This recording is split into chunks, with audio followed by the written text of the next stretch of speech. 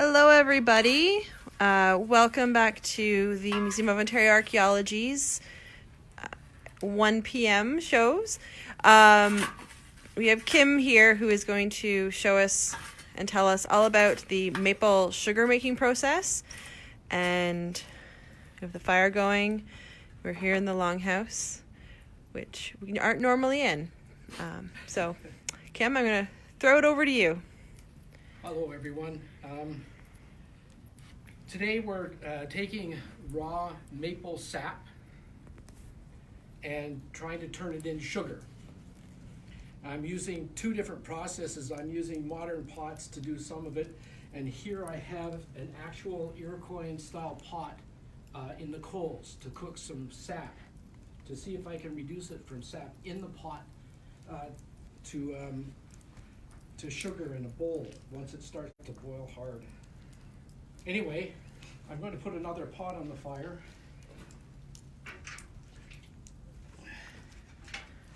And heat this one.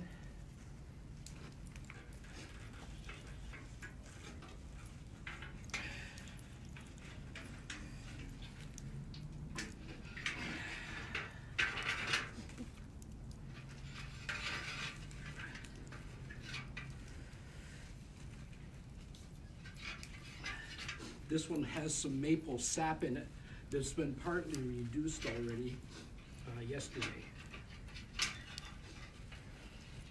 And that's done by heating it to boiling so the water evaporates off, right, Kim? That's correct, yes.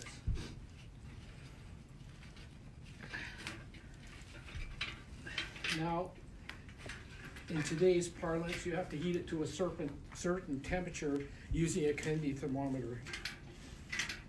But in the old days, it didn't have that. They had to watch it very carefully so that it didn't burn. So I don't have a candy thermometer with me today.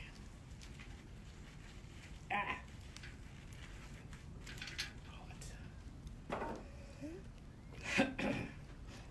So I'm using a wide bottom pan here to help it evaporate more quickly.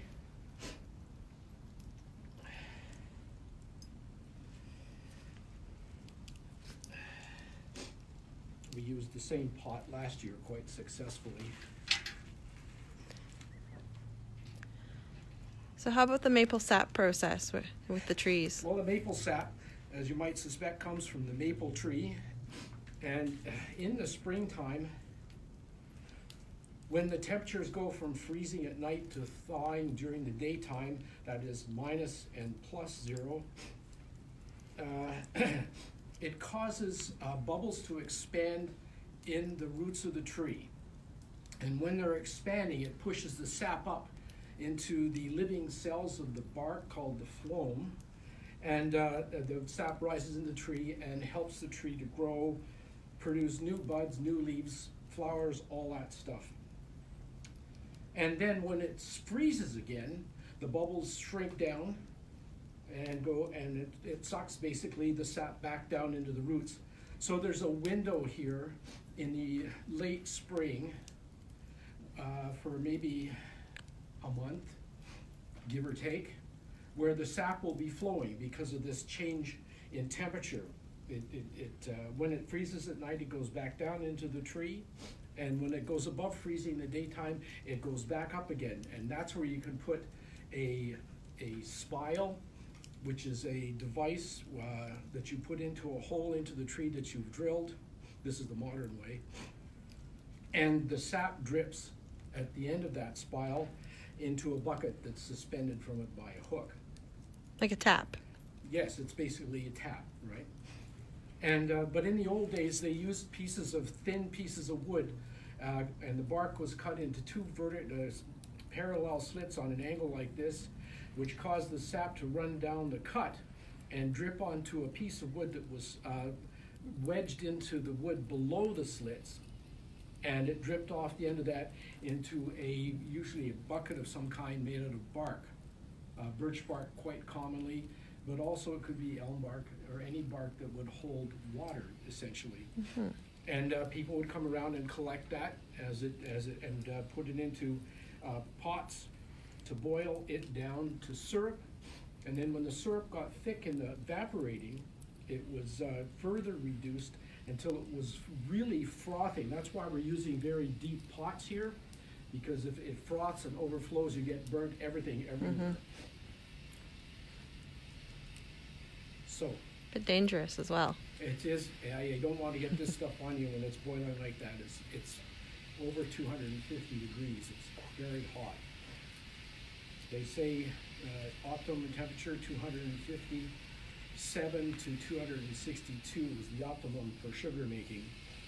Well, we don't have a thermometer, so we have to watch what's going on in the pot very carefully.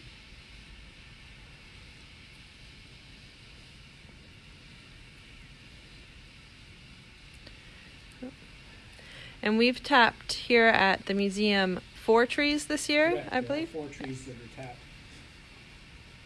And most of the sap comes from those trees, although I tap a few at my home too. And sugar maples specifically. Yeah, absolutely. Although all the maple trees do produce sap that do have sugar in them. So this year I tapped a swamp maple, a sugar maple, and a Norway maple just to see what kind of sap they produced. Taste And the testing. one that actually produced the most was the swamp maple. Have you ever tried birch bark syrup Birch syrup? or birch sap? I'm not myself, but my father did many years ago. He was going to make birch sap beer. And he did it in a crock, actually. Cool. He put I think a pound of honey, all the birch sap in a crock, and then floated moldy bread on top and put a wet cover over top that he kept damp and let it work, right? Interesting. And it fermented because of the bread, and then he bottled it. And it was very good. It tasted like Asti Spumante. Cool. It was just incredible. Trying to repeat the experiment was fruitless, however. Lucky It was first a try. fluke on his part, for sure. Fanshawe Pioneer Village says to say hi from them, from Allison. Hi, Allison.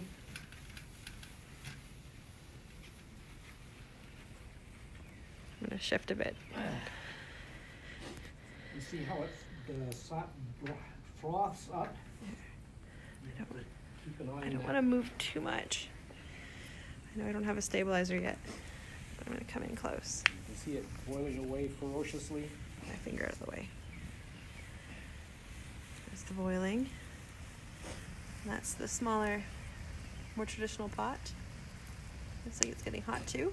Yes, it is. It's just sitting in the coals, which is perfect, because the flames are too hot for the pot and have a tendency to crack it. So we're not putting it right in flame.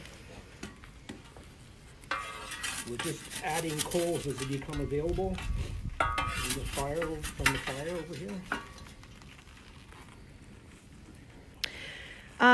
Do you want to talk about why we're not putting the traditional clay over the fire in the same way as the metal pot? Because if you put a clay pot like these traditional ones on the fire, the flames are too hot on the bottom. So the bottom of the pot heats up ferociously and the top of the pot does not. That temperature difference in the clay will actually crack the pot. That's why we have it buried in the cold, to keep a uniform temperature all around the pot without getting too hot, but certainly hot enough to boil. And that's what it's starting to do now. Excellent. I can see it's really getting frothy. Yep. Ooh, very cool.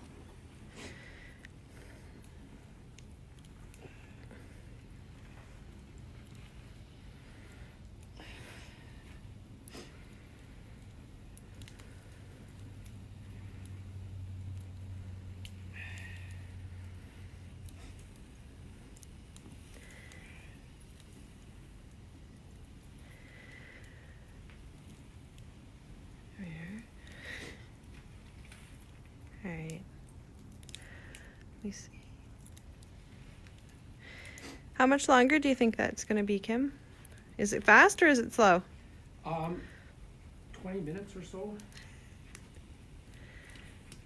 Just taking out the trees here.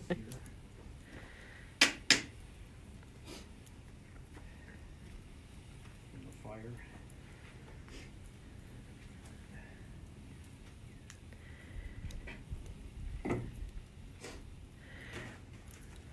So when it reaches the right temperature, what is it you're going to do with it? I'm going to, when it's bubbling beyond control, which means it's big bubbles, they're turning a little bit dark, and they froth right up to the rim of the pot. That means it's hot enough to turn it to granular sugar. For that, once it gets to that point, then I will pour it off into a wooden bowl and stir it constantly with a wooden spoon until it crystallizes. That's the hope. We have a hi from Saskatoon from Sharon. Oh, hello. Just calling everybody out. If anybody who is watching has any questions, I can relay them to Kim. And he can attempt to answer them. I'm sure he can.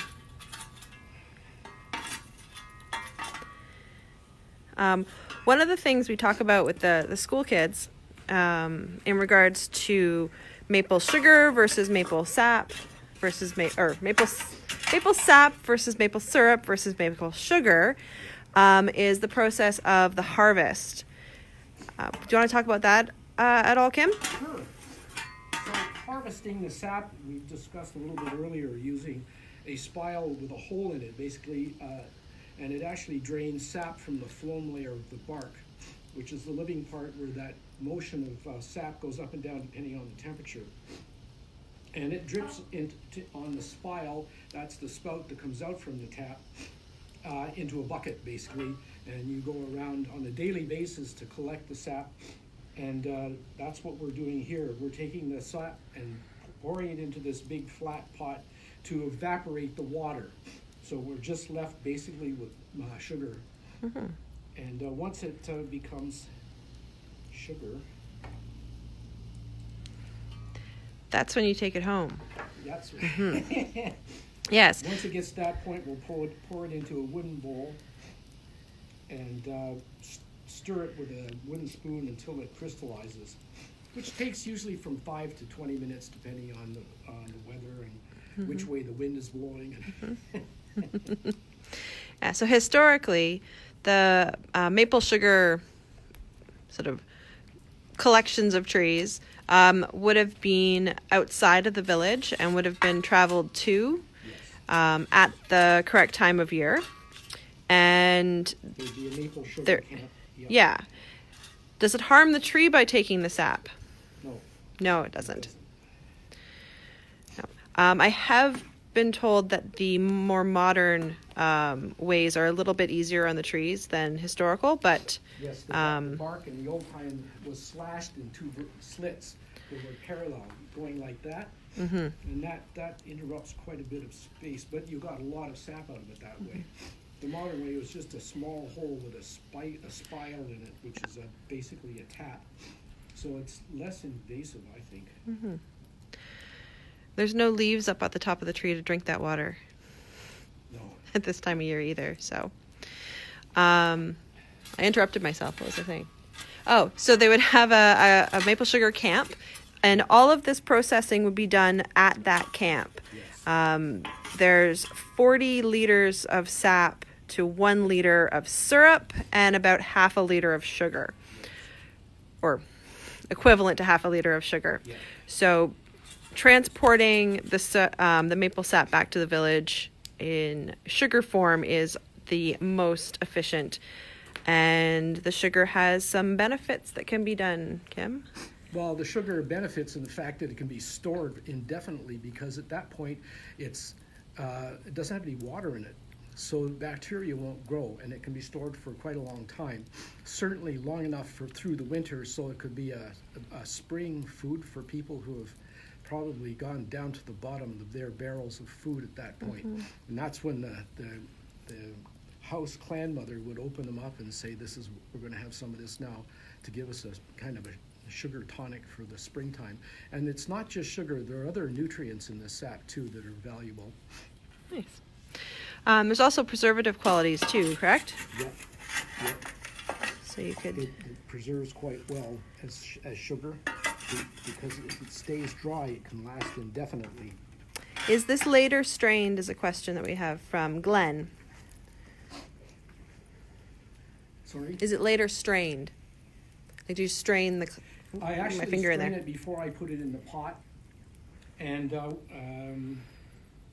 if I have a chance to, I could re-strain it because there's stuff from the fire that gets into it, but it's not really all that harmful. Okay. So it's all done in the open air. Even in the old days, it's done in the open air. But nowadays, it's done inside with big, huge metal evaporators in kind of a very sterile setting, so that the sap isn't contaminated by stuff from the air and whatnot. Excellent. And how have you learned all of this, Kim?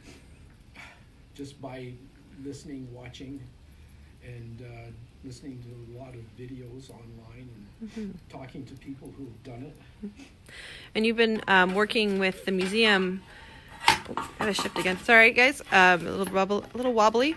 You've been working with the museum the last few years Yes. on our sort of maple sugar studies or experiments, trying to get a handle on how things were done in the past and how that's changed from today, or into today.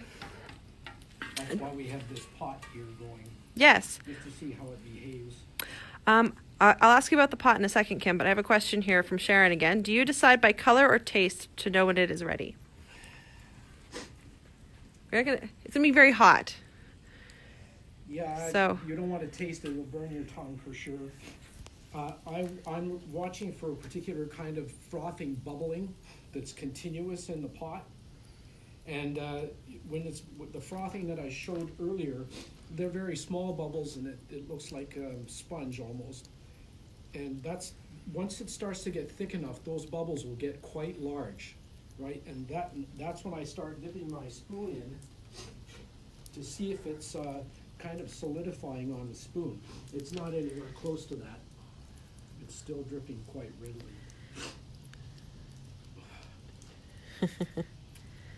But it sure does taste good. And I'm not even going to bother making syrup because, as I said, it won't preserve well without refrigeration. And so historically, syrup wouldn't have been made. I've heard that, well, I've experienced this too. Sometimes if you're doing 2 or 3 batches with the same starting batch, I find that the last batch really doesn't want to crystallize into sugar. And at that point, in the old days, they would take it and throw it out onto the snow, and it would harden into kind of a taffy for the kids to enjoy. I think a lot of us have had that. It's tasty. And the pot. We're going to talk about the pot. Where does that pot come from? How did we come about having this historical pot that we can cook in? Because it's a replica, obviously. Yes. This pot comes from a Huron potter who lives in Ohio, Richard Zane Smith. The museum's been in contact with him, and he's told us about the use of these pots, and actually lots of good tips about making them and preparing the clay for these pots. So my next personal experimentation will be actually trying to replicate the kind of pot that he sent us, and he sent this one from Ohio to actually cook with, and it's been really wonderful to work with, actually. Awesome. And he's been very helpful. Glenn has a question which is, does it have to sit for a certain time before use, or can it be used right away? What, the sugar? I think so. The maple sugar? The maple I believe. sugar can be used as soon Or as the it's cool enough. That's all. You don't want to burn your tongue. It's quite hot when it comes out of the pot. Like 250 degrees plus. And the sap has a very, very short shelf life outside of the tree. Yes, it does. It tends to go rancid, I would say, without being kept cool quite rapidly, maybe within 2 weeks, 2-3 weeks. We've had it in the fridge here, and it's gone off in, Even gone off in the fridge. yeah, really, really quickly, week and a half. So I think that may be also a function of how clean the equipment is. That's fair too, yeah. but there's a reason it gets stored down in the roots anaerobically. Mm-hmm. Yeah. The bacteria is from the outside air. Yep. Oh, it's changed. It's not bubbling anymore. I'm going to change pots pretty soon. Or frothing, I mean. It's still bubbling. That's because the fire isn't as hot as it was. That makes sense. Why are you changing it to another pot? Well, I want to put it in a smaller pot that's got a round bottom on it. That seems to work best for making the sugar. That's going to be fairly soon with what's in the pot there. But I have to heat it up again.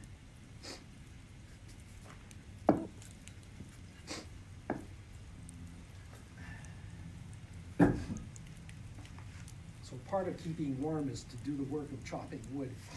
Oh, there you go. Not that it's difficult, No. but it does make a sweat, which you have to be careful of because in the cold weather, a sweat can be really bad. Mm-hmm. Whoops. Of course, you have to keep your eye on the wood. There you go. Yeah. You can see how our longhouse is getting a little green this spring. I noted earlier, we can see it behind you right now. It's been very, very wet. Yes, well, the exterior of the longhouse is deteriorating.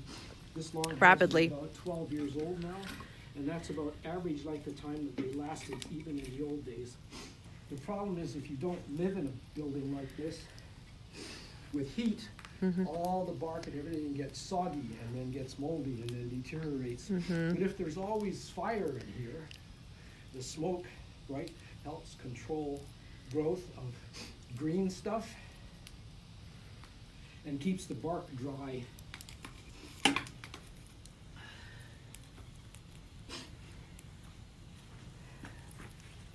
But even still, the average length for a longhouse is about 11, 12 years. Mm-hmm. So They only last so long. Yeah, that's how old this one is. And this is birch bark from up north. Mm-hmm.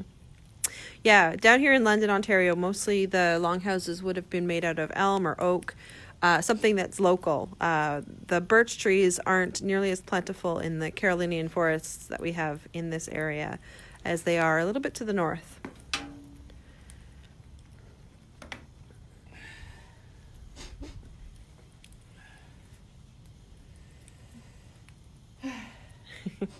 Any other ideas on what to share with people, Kim? I don't know if we want to. Of course, the most fun is eating this stuff. And it's delicious. Maple sugar is delicious on porridge. Mm-hmm. And delicious just reconstituted, actually, in water as a drink. Used Excellent, Glenn. as a substitute for sugar in cooking. I use it quite often. And it's better for you than sugar. Refined sugar doesn't have much nutrition in it. Maple sugar has quite a bit. Oh, Brienne is watching. Hello, Brienne. There we go. So heat back on it.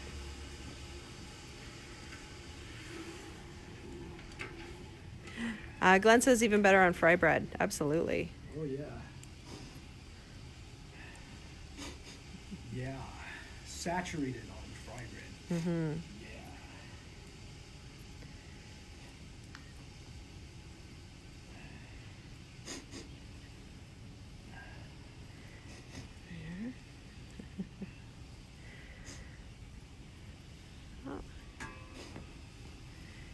We have people just tuning in, I think. So for quite a few people just tuning in. So welcome to the new people who are just joining us. We are making some maple sugar in the longhouse here at the Museum of Ontario Archaeology. I don't want to move the camera around too much, but I'll just show us where we are. Julia says, your maple sugar is delicious, Kim. Thank you, Julie. Here's a question for us. Will fire versus cooktop give it a smoky flavor? From Halifax. That's Erica from Halifax. I've definitely found that. Yeah. Yeah. It absolutely does. It's a nice addition to it, though. Absolutely. So we're making some maple sugar here in the longhouse. The sap that is in the both of the pots, there's two. We have our metal, more modern pot, and we have a small Iroquoian style replica pot that we're using as well. And all of the sap that are in these bucket pots are from our maple trees here in the village. We've tapped 4 of them this year. And we are waiting for the laws of physics to heat up our maple sap. It does look like it's it's moving.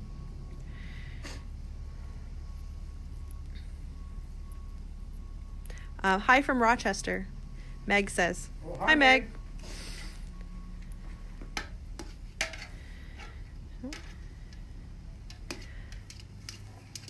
And feel free to ask any questions you might have.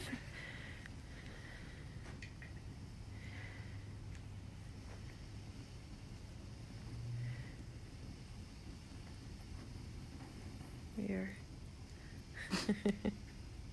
hanging out here by the fire. Yeah. We haven't been out here very much in the last little while, unfortunately.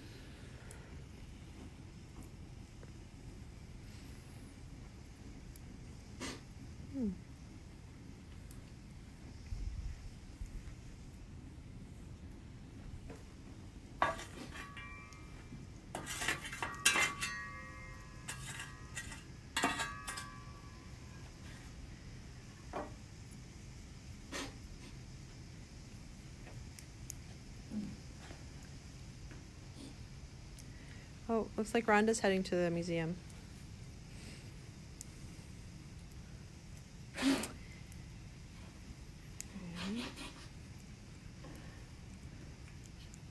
Is it a quick process once it gets started, Kim?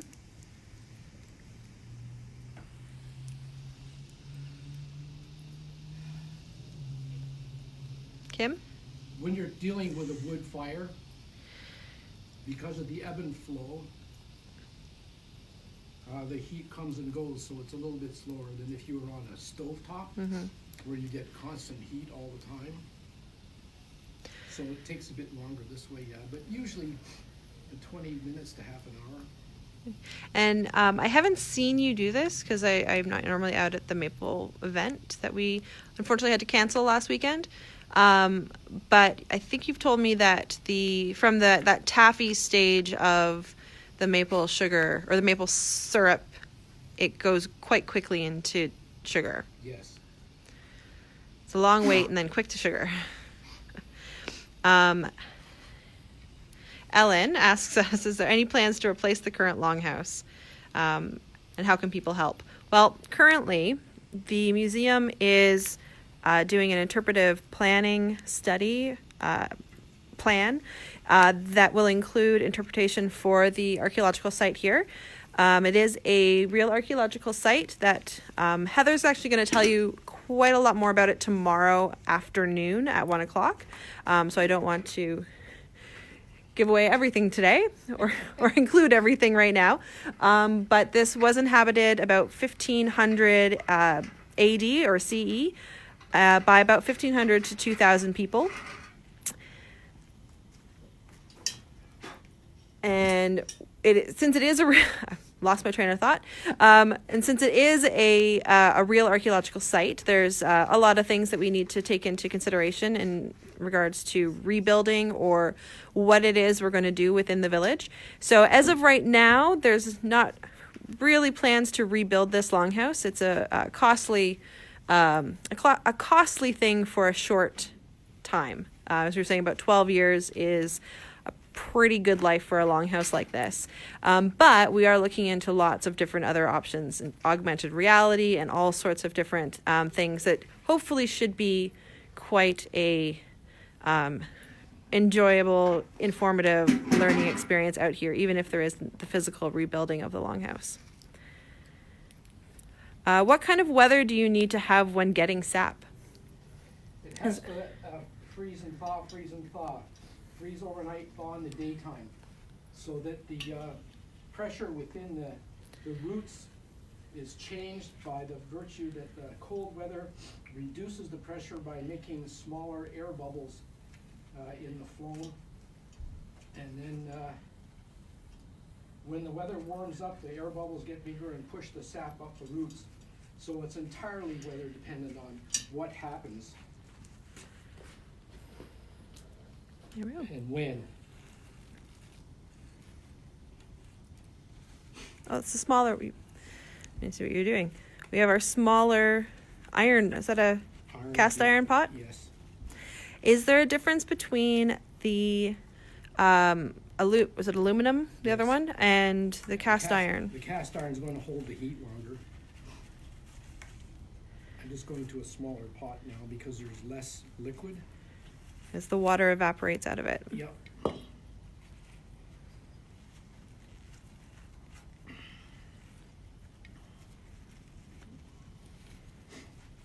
And we'll see what happens here.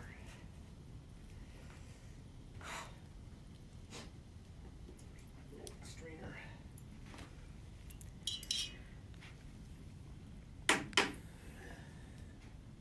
That's better.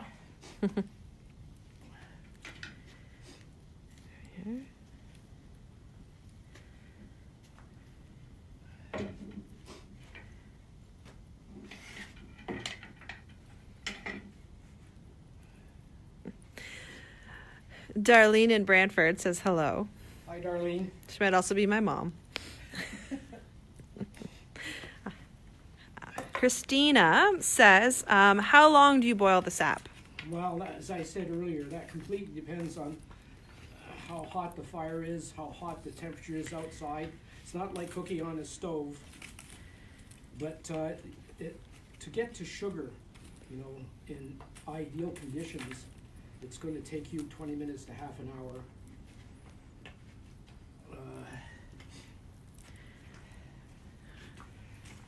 But today it's going to take a little bit longer. I'm not sure my battery's going to hold out for all of it. Oh, We'll see. We'll go as long as we can. okay. I got it. I'm going to stay here until it turns to sugar. There we are. Oh, we have some new people again as well. Welcome. Hi, everybody. We are, again, we are boiling maple sap down into sugar in the cast iron pot now. Next to it is the Iroquoian clay terracotta pot, made for us by a Iroquoian potter in Ohio, right? Yep, Richard Zane Smith, fantastic potter. You can find him online. Have you, Kim, while we're waiting for our sap to boil, Yes. Why don't you tell us a little bit about other things you've cooked in the pot? We've only had it a short time, so last year during camping season, we used this pot a couple of times to cook supper. White corn soup with turkey meat in it, and cranberries and wild rice. It was quite good. Perfect. And I cooked it exactly the way I'm cooking this sap here now, deep in the coals. And Trying to keep the coals around it as evenly as possible. And that's going Because a sudden vast temperature change on a pot like this will crack it. So I'm trying to be very careful to keep the heat constant with this one, Right. even more than the sap. Now there's the sap frothing. You see that? Yep, we're back to frothing. So we're waiting those bubbles to get bigger, which means there's more sugar to hold the shape. I think So it'll boil up and then go back down and boil up again and back down. See? I think it's definitely changing color a little bit. It's a Yep. little yellower. Yep. As it gets denser, then the typical maple syrup colors will become into the fore. Oh, I don't know if you know the answers to these, Kim. But what's the difference between the lighter maple syrups versus the darker maple syrups? The darker maple syrup just has more sugar in it that can be slightly carbonized by the heat, which gives it that smoky flavor. Or caramelly. Caramel, yeah. Yeah. And I know that if you keep boiling this sap beyond where you should be taking it for sugar, it will just go to caramel. Yeah. Yep.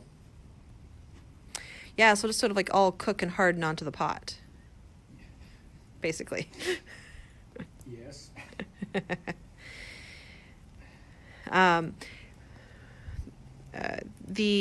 Keeping the oh, we have hi from Evan and Aiden in Ingersoll. Hello. There we are. Interesting fact. I think interesting fact. Related to pottery, related to ceramics, teacups. Yes. There's a long divide between, speaking from the European context, on teacups and whether or not you put in the milk first or you put in the milk second. And that relates back to the nature of the teacups that are being used. So expensive, high-end, upper-class teacups were much stronger and able to handle the temperature. So you could pour the hot tea directly into the teacup. But the lower classes used much less quality mugs, Yes. teacups, and if you were to pour the hot water directly into the teacup, it would crack. Yes. So That's why we have this Iroquoian pat. And that's the slowly heating Yeah. up in the coals. and so that's the same principle as is being used to heat this sap in this pot, buried deep in the coals to keep that temperature from being quickly changed and therefore cracking Trying to keep that the flame pot. off it too. That's dangerous because that'll destroy the pot. Potentially destroy the pot. And then we're out a really nice special pot. Hard to get good replica pots. Yes. So that's my next trick, is to learn how to do that. Which we are doing this summer. Right, Kim? Yep. Pottery, what's it called? Pottery, is it just the pottery workshop? Yes. So last summer was last summer the second one?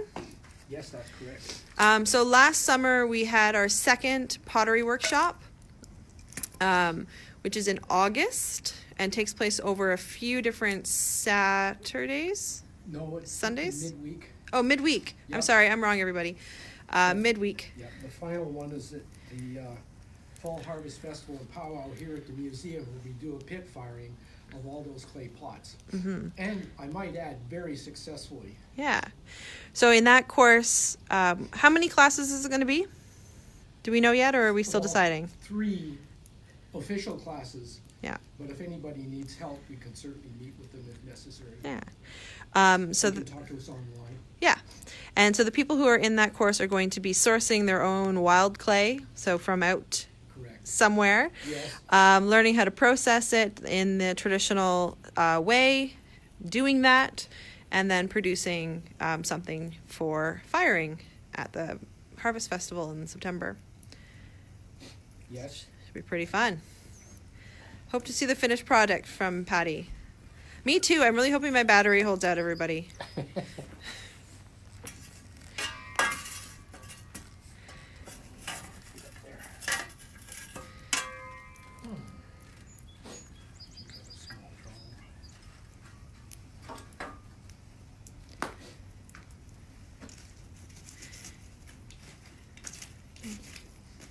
See, it's quite a lot of work to produce a little bit of sap in this fashion.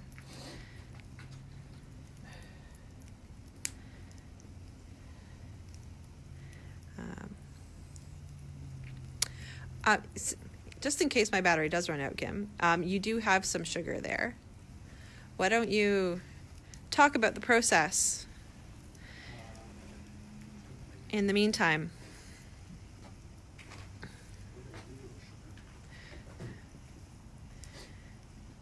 had it, didn't you? You didn't leave it on my desk, did you? I think Uh-oh. Well, we do have some sugar. I can post up a picture of it later. It's a light brown. Looks like a bit like raw sugar, but it's not as granulated. Like Demerara sugar. Yeah. Tastes very different, though. And the color of light brown sugar. Mm-hmm.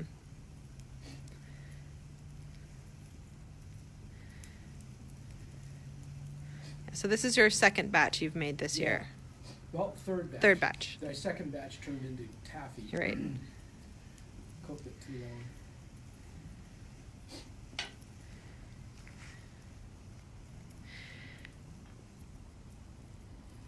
How's it coming? Still thin? Yeah.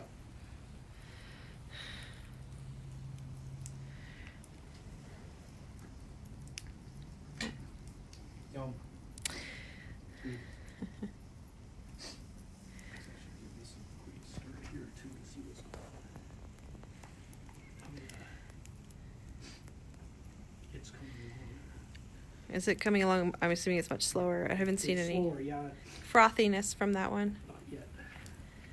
But it's getting quite thick. Oh, we got another bubble. Yep, and we'll do that over and over again.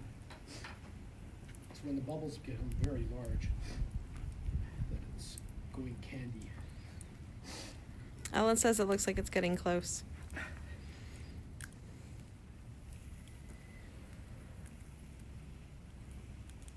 When it starts forming up on the spoon, you know it's ready, but it's not. It's close not to yet. it It's just dripping off. So once it starts doing that, is that sort of like the sign to take it out of the pot, put it in the bowl, and start stirring it? Yeah. So we're a bit ways from that. Oh, we have some visitors who shouldn't be here. Do you maybe want to tell them we're closed? Sorry, you cannot be in here, okay?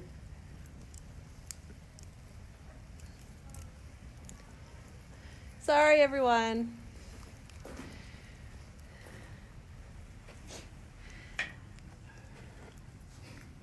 Cheryl, who I'm assuming is a relative of yours, Yes. is in Alberta, saying send some to her. Oh, yeah.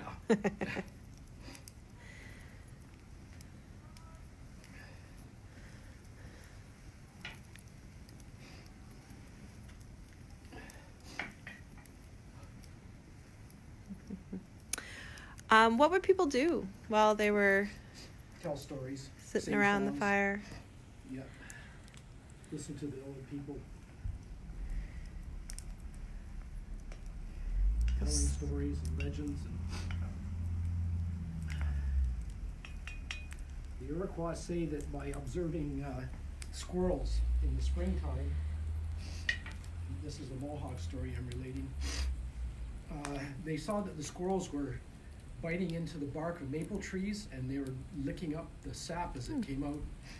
And the sap, after they left it, would keep dripping and it would eventually crystallize on the bark. And they went and tasted it and realized it's super sweet. And that's how tapping trees came to being. Excellent. That's the short part of this Yeah. short story.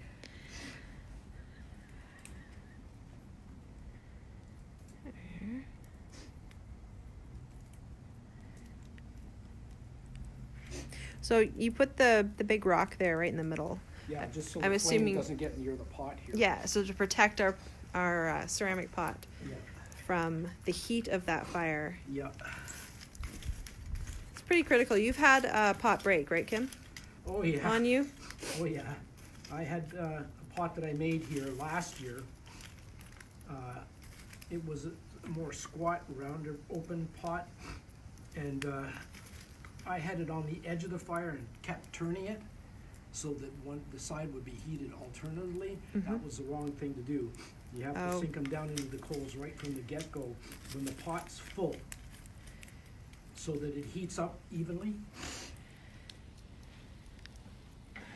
Some trial and error. Yes.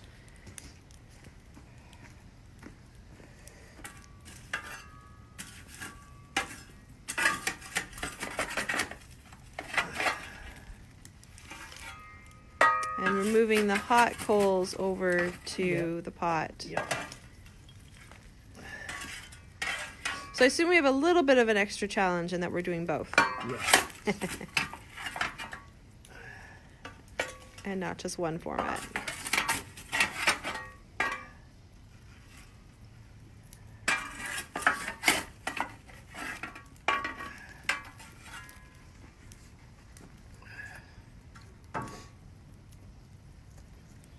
Oh, there goes our numbers again. Hello, new viewers. Darlene says lots of work involved in making maple syrup, but it sure is good. Oh yeah. It's all worth it. And as a spring tonic for indigenous people who made maple sugar and maple syrup,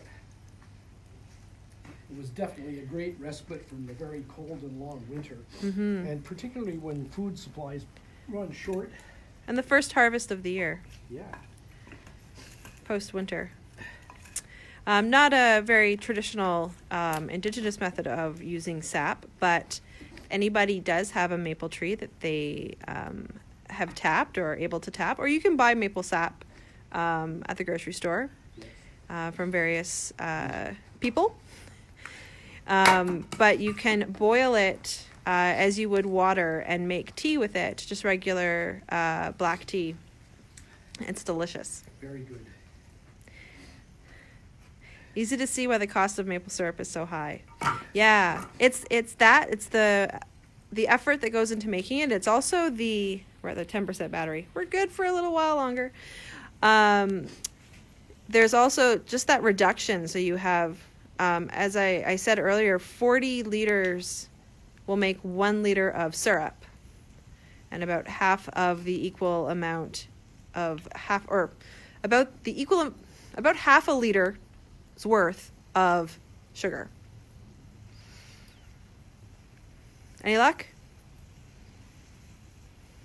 It's hanging onto the spoon. Ooh. When it starts stringing, that means the drip will go down into a long strand back into the pot. Okay, yep. I did that once by accident in the microwave. I did. It's close. I was Another 5 minutes or so. It was here. I don't know. I can't remember what I was trying to do, but I accidentally made maple sugar in the microwave. I'm sure there's methods to do that, but I feel like it's probably difficult. See how the big bubbles are getting bigger now? Oh. That means there's more sugar content, so the bubbles are actually holding their structure. It's getting very close.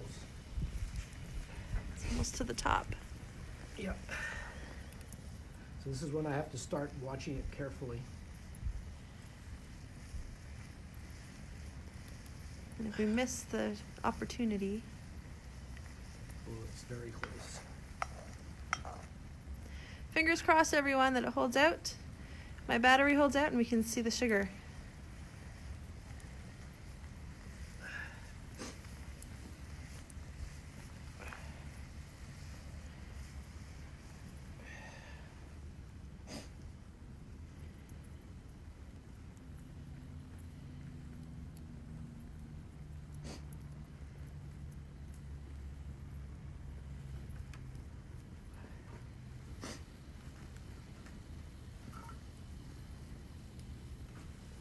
Go.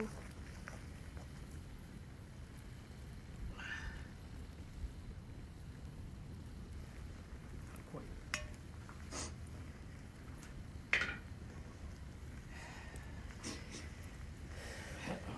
Oh. You okay? Yeah. Okay.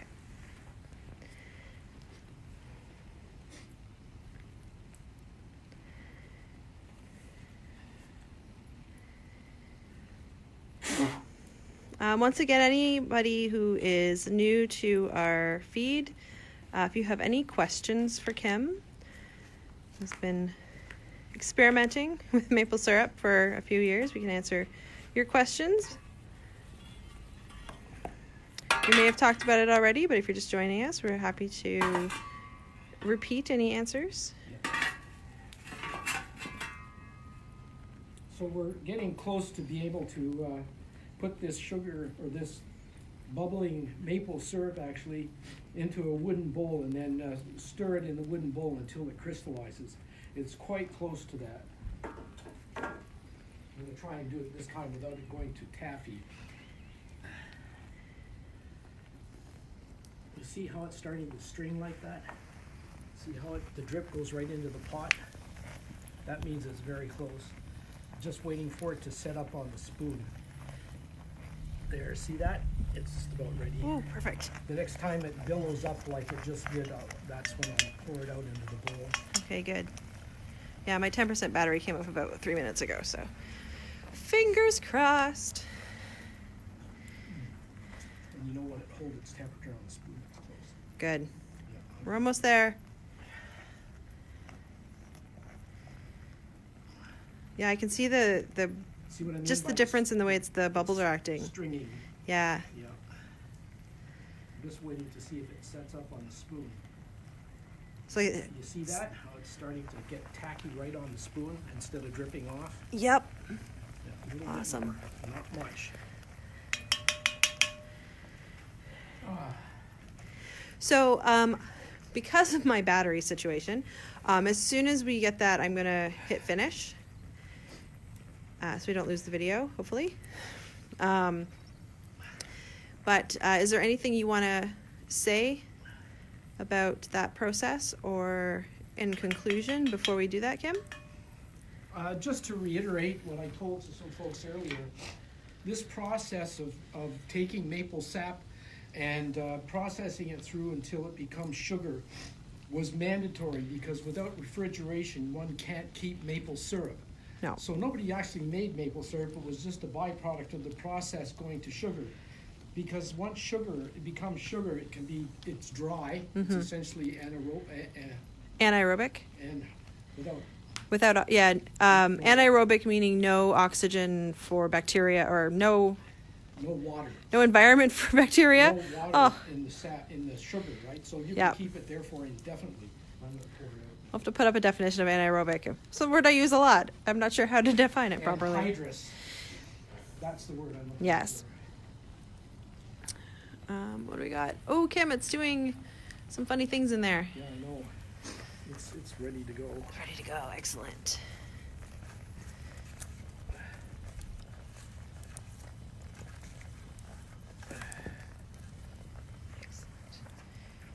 Okay, I'm going to move around. Sorry for the movement, guys. Yeah, I'm just looking for my heavy gloves here.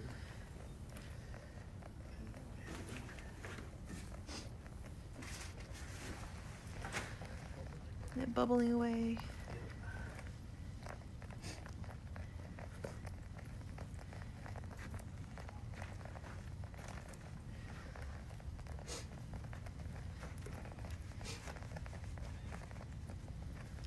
Very hot. It is very hot, yes.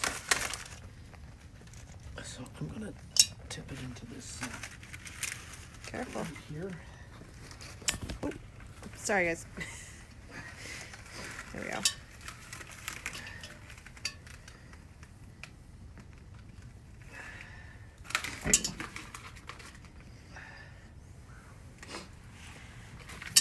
Were these the heavy duty gloves you were looking for?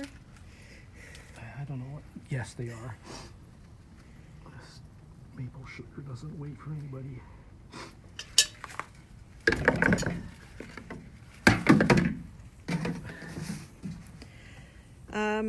How long did this process take today? I'm not sure, because Not long, actually. Facebook Live doesn't have much of a timing clock, which would be nice. We've been out here maybe 25 minutes, half an hour. Yeah. I hope I didn't take it out too soon or too late here. It's definitely thick. Yeah.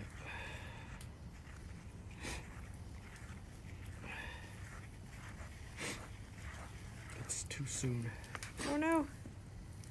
No, it should be okay.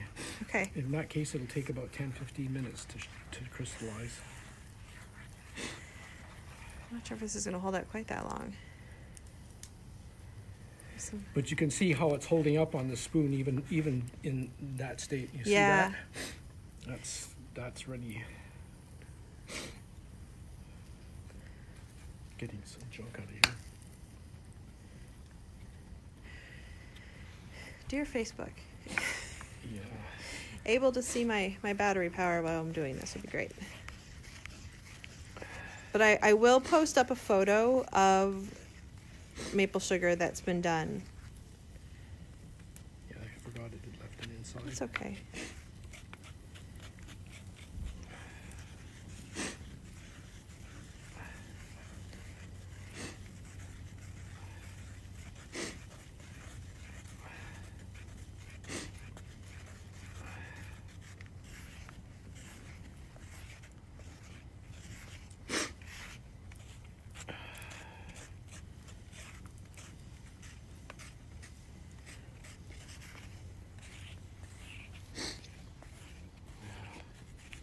Starting to change color. Does it feel different? Is Yeah, that... it's quite thick. Yeah, you see how it's... Yeah.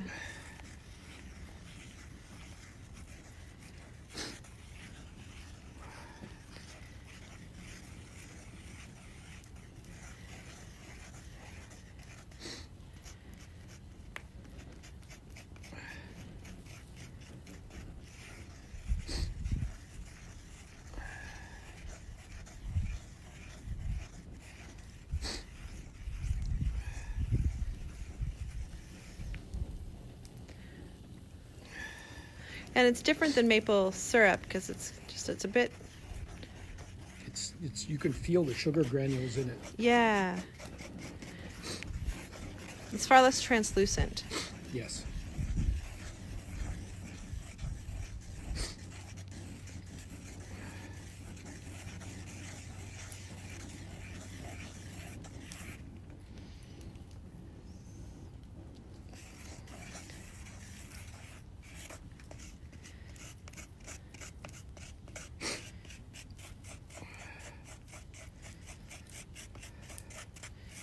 See it getting thicker. Yep.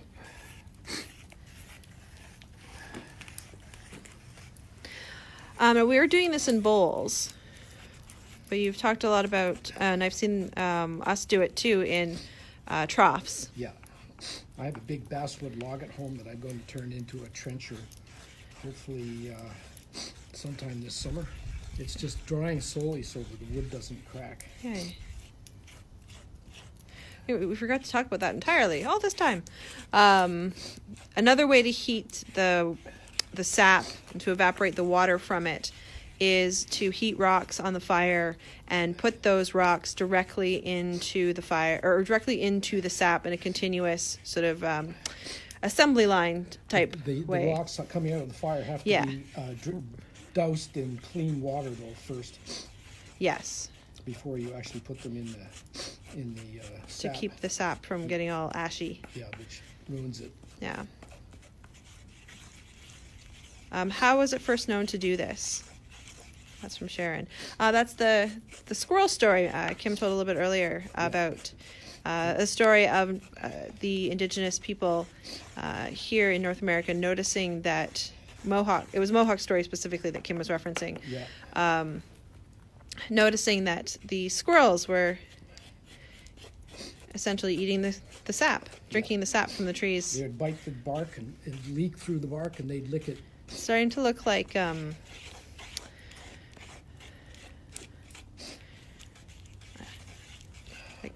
mashed potatoes, like super thin mashed potatoes. Icing, maybe. Yeah. Icing is maybe a better.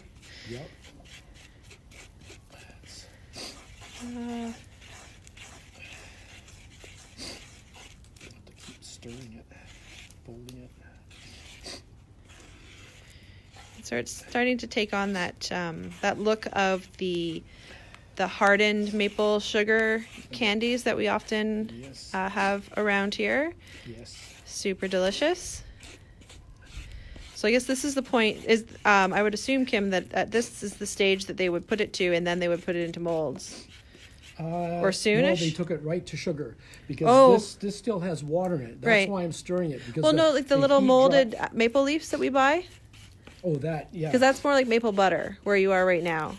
Yeah, That's what I mean. yeah, Because the sugar is granular, yes. but the maple butter, which is sort of what forms those little maple sugar candies, looks like that. Yep, We're so close, everybody. yep.